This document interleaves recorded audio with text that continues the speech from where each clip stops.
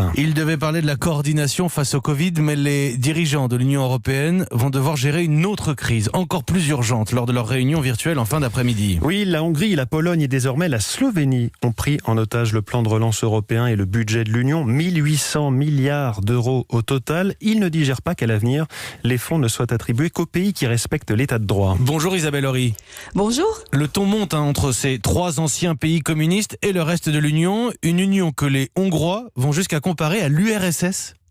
Oui, et ils le font même en public, y compris pendant la réunion des ministres des Affaires européennes qui a préparé ce sommet. Devant ses collègues, la Hongroise Judit Varga dénonce le nouveau mécanisme sur l'état de droit. Elle le juge arbitraire, il lui rappelle un passé qu'elle ne veut pas revivre.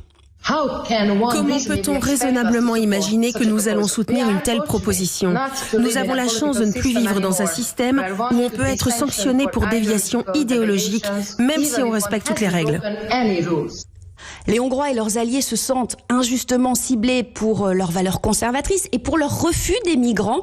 La réponse du ministre allemand Michael Roth est cinglante.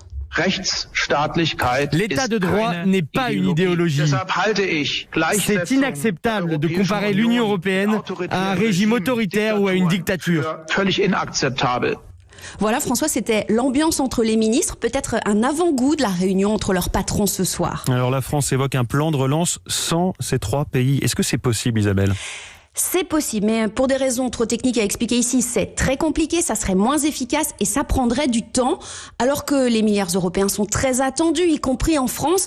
À ce stade, c'est donc plus une menace pour faire peur, de la tactique. Le Premier ministre hollandais lui a même réfléchi tout haut à une union sans la Hongrie et la Pologne.